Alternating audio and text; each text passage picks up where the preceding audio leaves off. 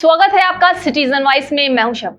अब वक्त हो चुका है दिन भर की तमाम खबरों पर नजर डालने का, तो आइए देखते हैं क्या है आज दिन भर की तमाम खबरों में। झारखंड विधानसभा चुनावों के लिए प्रचार प्रसार तेजी से हो रहा है, जहां मंगलवार को बीजेपी के नेता और उत्तर प्रदेश के मुख्यमंत्री योगी आदित्यनाथ झारखंड के कोडरमा में चुनावी भाषण को संबोधित कर रहे थे। इस दौरान उन्होंने औरंगजेब का जिक्र करते हुए जेएमएम पार्टी के नेता आलमगीर का जिक्र किया है। योगी आदित्यनाथ ने दोनों की तुलना करते हुए जमकर हमला बोला है।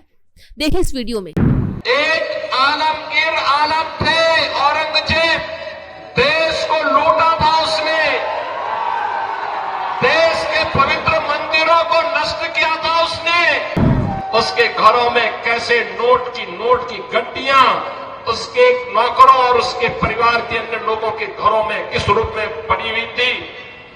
पाकिस्तान तो अब भारत का नाम सुनकर के ही कंपकपी शुरू हो जाती है। उत्तर प्रदेश की धरती से शहीदों की इस पावन धरा, भगवान बिरसा मुंडा की पावन धरा को प्रणाम करने के लिए और आप सबसे निवेदन करने के लिए आज आपके बीच में यहां पर उपस्थित हुआ हूं।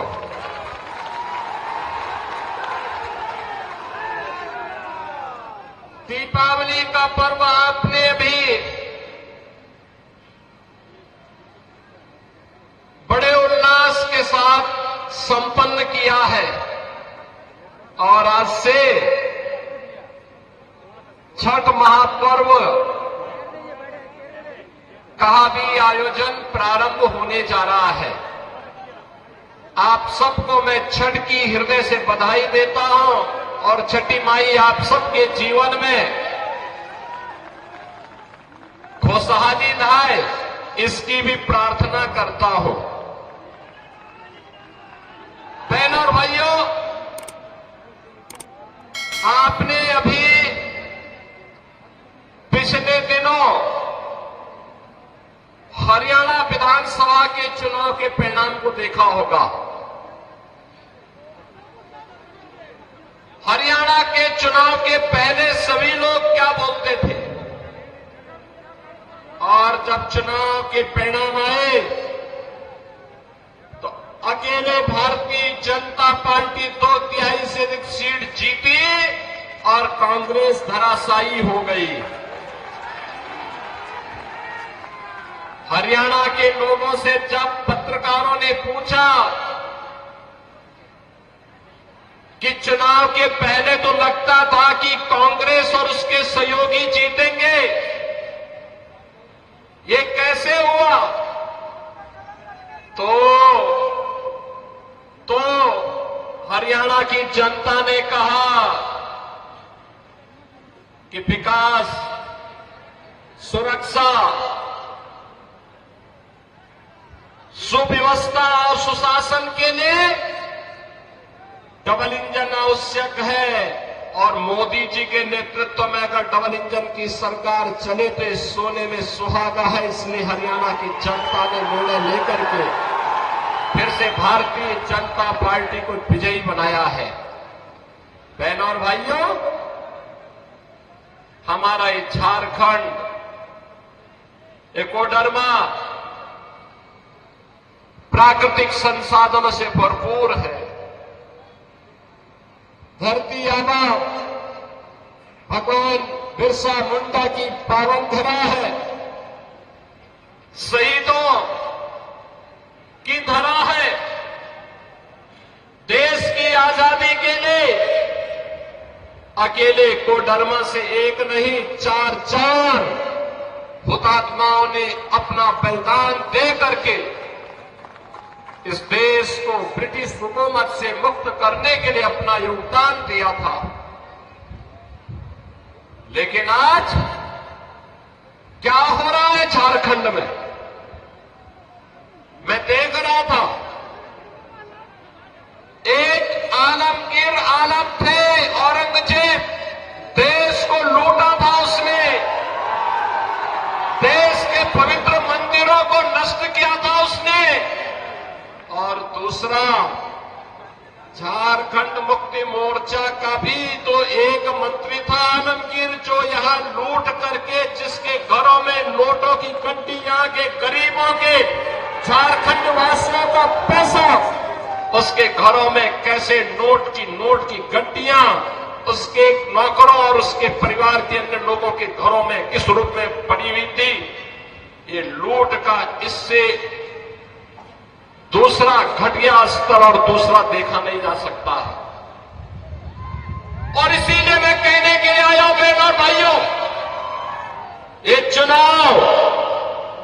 चुनाव उसी विकास के नाम पर जिन लोगों ने आपको छला है उसको जवाब देने का एक अवसर भी है। भारतीय जनता पार्टी, जहां कहीं पर भी भारतीय जनता पार्टी की सरकारें हैं, उन्होंने विकास का एक मॉडल दिया, उन्होंने विरासत का सम्मान किया। आप यही सोचिए, 1947 में देश आजाद हुआ था, कांग्रेस को देश की जनता ने शासन करने का अवसर दिया था, एक लंबे समय तक उन्होंने शासन किया था, लेकिन क्या कभी किसी ने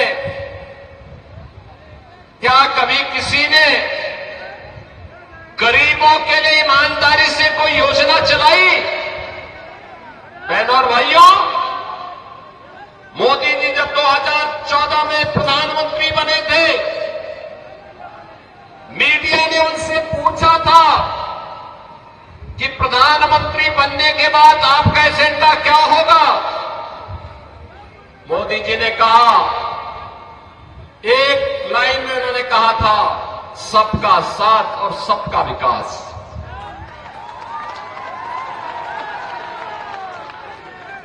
जाति, मत और मजहब के आधार पर नहीं, क्षेत्र और भाषा के आधार पर नहीं, बल्कि हर गांव का विकास होगा, हर नगर का विकास होगा,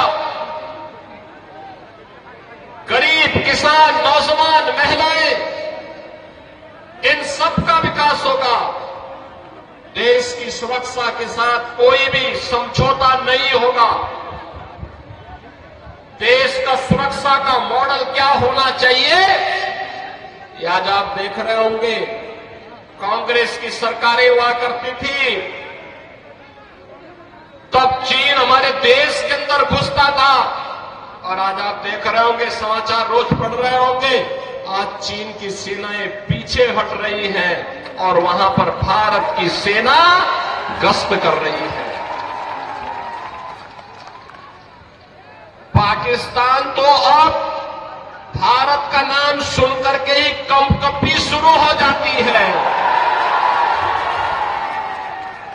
पाकिस्तान को जैसे लगता है अब जब उसको कहीं सुनवाई नहीं होती तो यूएन में कहता है, उसको सपने आते हैं, कहता है कि भारत कभी भी हम पे हमला कर सकता है, हमारी जान बचाओ। सरकार तो ऐसे होनी चाहिए दुश्मन के दिल को दहला सके, और यही आज भारत की सरकार कर रही है। तो थी आज दिन भर की तमाम खबर, ताजा खबरों की अपडेट के लिए जुड़े रहिए हमारे साथ सिटीजन वाइस।